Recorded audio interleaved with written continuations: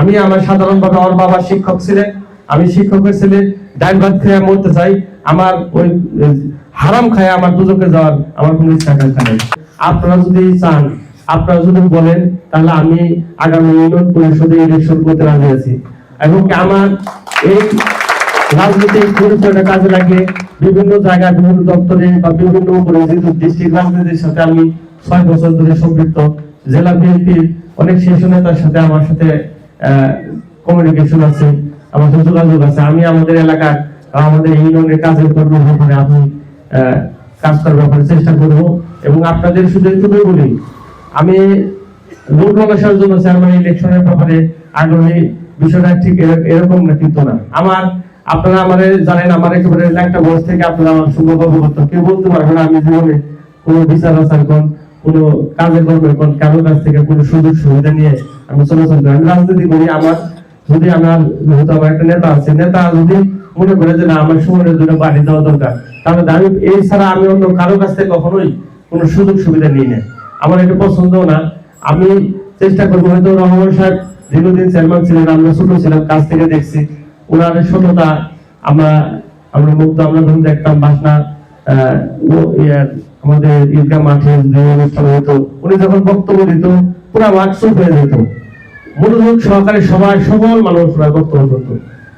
এই কারণ হলো ওনার একটা যোগ্যতা, মেধা, পরিশ্রম ছিল, মনোযোগের সহযোগিতা ছিল। ওনার মতো হওয়া তো সম্ভব নয়, কিন্তু আমি আপনাদের শুধু এতটুকু বলতে পারি, আপনারা যদি আমারে সহযোগিতা করেন, আমারে ইউনিয়ন পরিষদ ইলেকশনে আপনাদের সহযোগিতা নির্বাচিত হতে পারি, আমি সর্বোচ্চ সততার সাথে আমি দায়িত্ব পালন করবো। তো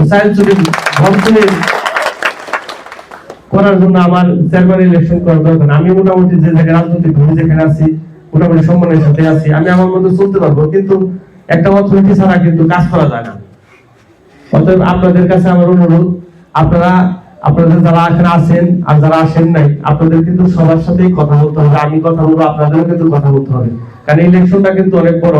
আর এই বর্তমান ইলেকশনটা আমাদের যেহেতু আমাদের ইউনিয়নের মধ্যে আমাদের গ্রামে 2টা ওয়ার্ড আছে, পাশাপাশি মহিষাসী আছে, দলগন্ড আছে, আর অন্যান্য দিকে যারা আছে, আমরা আপনারা সবাই মিলে যদি পরিশ্রম করি, আমার কাছে মনে হয় যাত্রাটা খুব বেশি কঠিন হবে না ইনশাআল্লাহ।